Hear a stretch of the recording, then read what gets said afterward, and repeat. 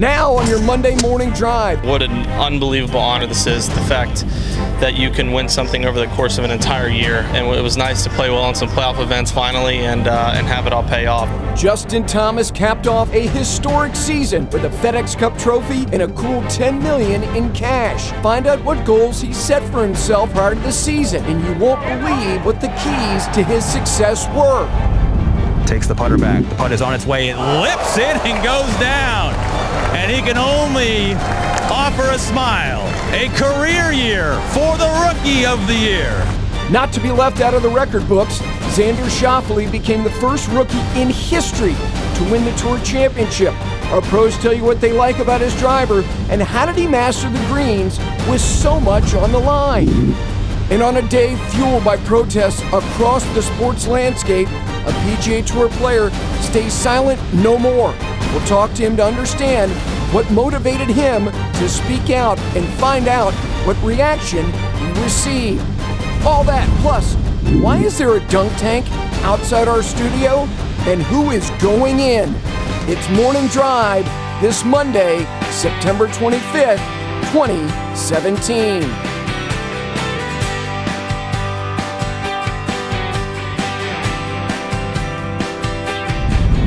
And a very good Monday morning. Welcome inside Studio AP. Nice to have you with us here on Morning Drive.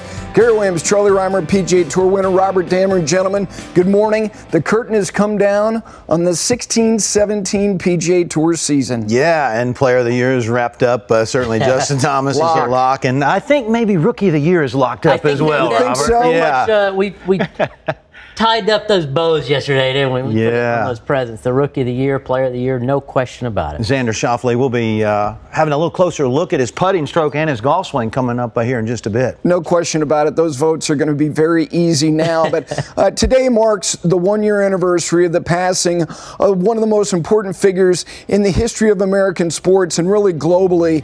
When you consider he started his career, he said, Arnold Palmer, that winning that U.S. Amateur is what changed his life. And then he began a professional career that included winning 7 major championships, 4 Masters titles. He reignited the interest in the Open Championship, winning in back-to-back years. And of course, that historic run to come back in 1960 and toss that visor and win the U.S. Open at Cherry Hills. And we reside in Studio AP. He cut the ribbon here in February of 2013. When he walked in this building, he lit the place up, and we loved every single visit we had from the man. And we knew this year was going to be marked by tributes throughout the golf world, mentioning the Open and what he meant to that championship, going there and creating interest and really kind of forcing the hand of the American players to go there. Of course, his own event, the Arnold Palmer Invitational, which is such a special event on the PGA Tour. And yes, one of the reasons why we have jobs, a co-founder of this network in 1995, and we commemorate his passing 1 year ago today. And it seems in some ways, guys, like it's been a long time, but it seems like it was yesterday that he left us because he's omnipresent. There's a feeling, Robert, you had a very special relationship that goes back a long, long way. When you think about him, and you reflect on the year, does it feel like he's still around? It does. I mean, time has done what time does. It's healed. It's made things better. But when you're at the club, when you're at Bay Hill, it's still Arnold Palmer's Bay Hill Club and Lodge. His picture is everywhere. So, of course, you always feel him. But on a more personal note, I still see the locker room door open. And I expect to see him walk in sometimes. It's a strange, eerie feeling, but you can feel his presence, especially around Bay Hill and also right here at Golf Channel. I mean, absolutely. Charlie, and that's absolutely just it. You've been here a long time. What does he mean to this place? Well, his legacy is huge, obviously, and I'm reminded of and obviously he was a lot more than just a founder of Golf Channel, but for me, that's the connection. And having worked here for, I'm in my 10th year now, it's the little things that make you remember him. For example, his parking spot. Yeah. A year ago today, that parking spot started to fill up with tribute, flowers and candles. Folks that didn't work here, folks from around town just came and they wanted to be here. And that parking spot right there filled up with a lot of really neat stuff. That parking spot is here a year later. It's going to be here 10 years from now. It's going to be here 100 years from now. Yes, it is. It'll always be open. And where I park, you and I park right beside each other every morning. And we both walk right through that parking spot. And every morning when I walk in this front door, I think of Mr. Palmer. Yeah, and we look at, I always look at that 95 photograph of him with Joe Gibbs. A famous writer once said, "Don't follow the path, leave a trail." That's what he did. He lit the match on television in golf when it was married in the late 50s, and he created a network so many decades later that is devoted to the game. And I think it's timely because when we consider his passing last year, what those gentlemen are playing for, let me tell you something. In large measure, and as much as Tiger Woods has so much to do with the money that's in the game today, somebody had to start it. Yeah. He's the one who set the trail forward. Television and golf. Yep. And money and endorsements and branding. So what is happening now? Well, as we mentioned, the curtain came down on the PGA Tour season, 16 and 17. Xander Schauffele, remarkable story, this young man, to be a rookie on the PGA Tour and to do something that's never been done as a rookie, to win. Well, Jordan Spieth said, you know what? I'm not going to go away quietly. I still think I can do this. Not necessarily winning the golf tournament. When he holds out on 10, Charlie, you're going, and you see what he said? Let's go. Let's go. I can do this. Yeah, and you know what? He didn't play well this past week. He didn't hit it well. He didn't make many putts, but he still gave himself a shot. That's what the great players do. Robert, how many short wedges did Justin Thomas hit this week? Every hole, and most of them ended up about like this, it seemed. I mean, that part of his game has gotten to be markedly improved, and I think that's a huge reason why he is where he is right now. You guys are going to talk about that. Now, here on the 18th hole, here's Jordan Spieth, and I know, Charlie, you know about his mind. He's thinking, I make this, I might be able to steal this thing. And what a good opportunity he gave that one. I think maybe just a little bit of a mystery, but yeah, he certainly had the sense that he needed to make it, and it might have been just enough had it gone in. Let's go back to Xander Schauffele. Robert, par 4 13th, his second. The poise that Xander Schauffele is showing, even you can see the rhythm in his swing just on a shot like that, and the control of yes, he brought it in close, but he's just on the safe side, the fat side of the green. This guy is like he's been around forever. Meanwhile, Justin Thomas, he wants to post and put real heat on Schauffele. Well, he hit a heck of an approach, and this was a tough flag stick. Most other players were landing it short of that flag and was going to the back fringe. Justin was able to keep it in there just close enough to make the putt.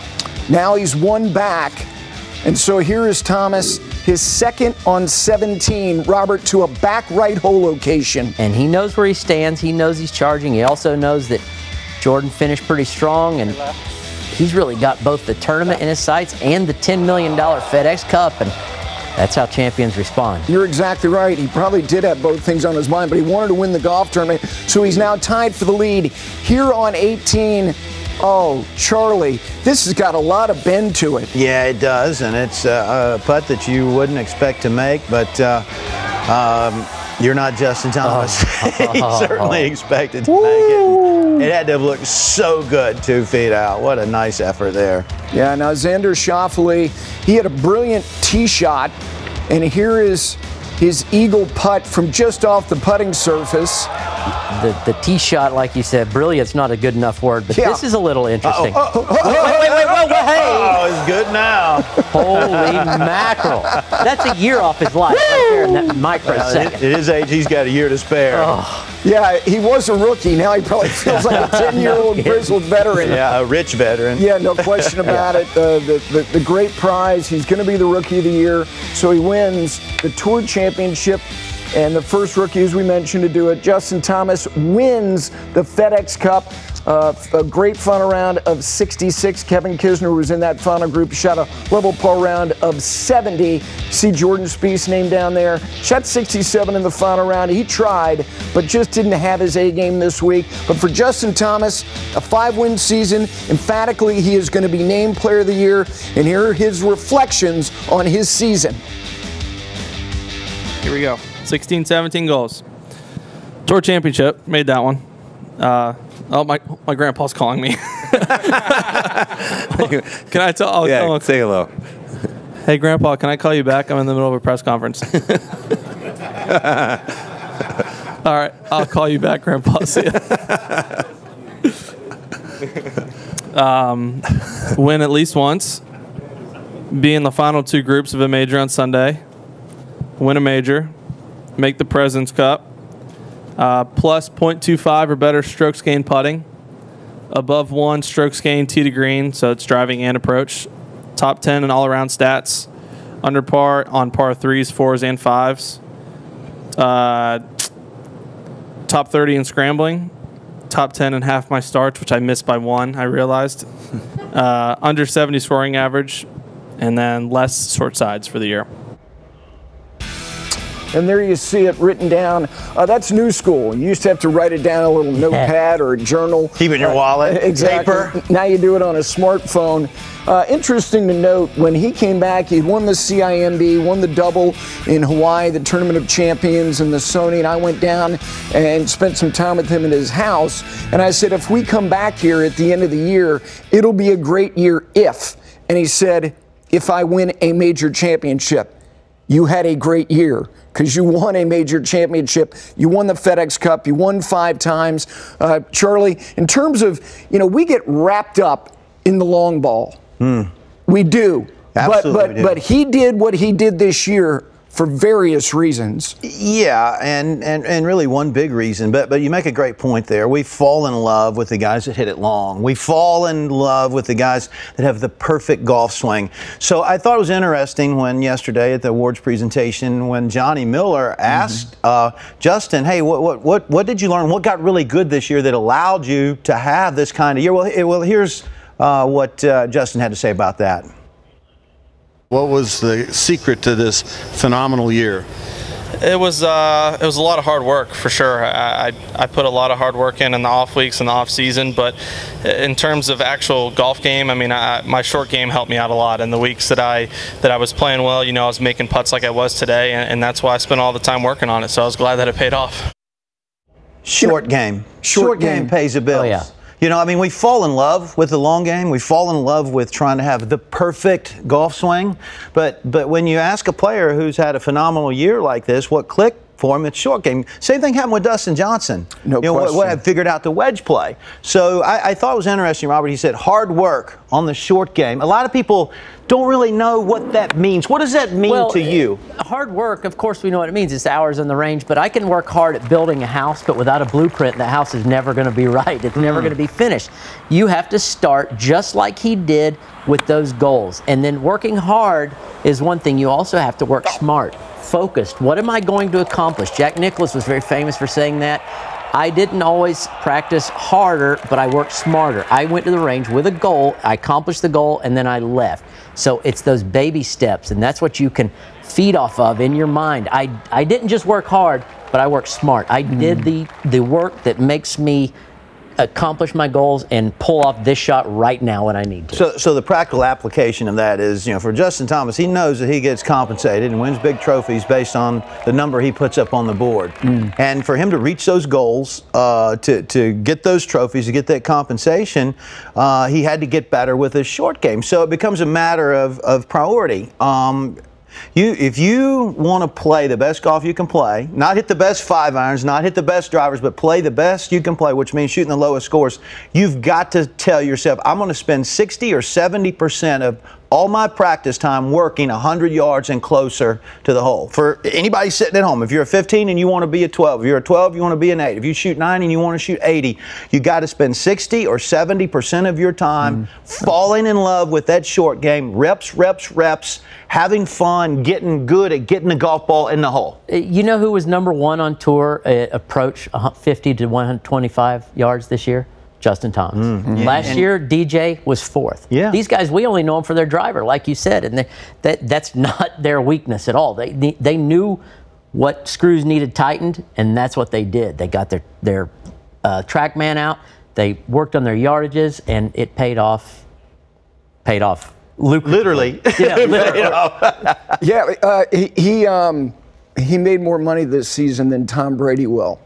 Think about that for a moment. And Jordan Spieth, when I went after Justin won the PGA Championship to Dallas, and I said, what is so satisfying about this for you as a friend? He said, because the hard work paid off. And it absolutely did. Congratulations to him. We're just getting started. Let's say good morning to Bailey Mosier. Good morning, Gary and the guys. Yes, whether you write your goals down in a notepad or in a smartphone, it is smart to write them down because then they can become realized. So a guy who also realized some dreams last week on Sunday, that was Xander Schauffele. He became the first rookie in history to win the Tour Championship, made just one bogey in his final 28 holes at East Lake, went 67 for 69 putts, made inside just 10 feet for the week. Impressive performance from that 23-year-old. So stick around to find out his X factor, what makes Xander so good. But the weekend in golf, it didn't unfold without a little bit of controversy. So on the Web.com tour, one player's putt got deflected by a leaf. Yes, a leaf. And eventually he was assessed a 4-shot penalty. So coming up, we're going to tell you why and how a leaf may have just cost one man his PGA Tour card for next season.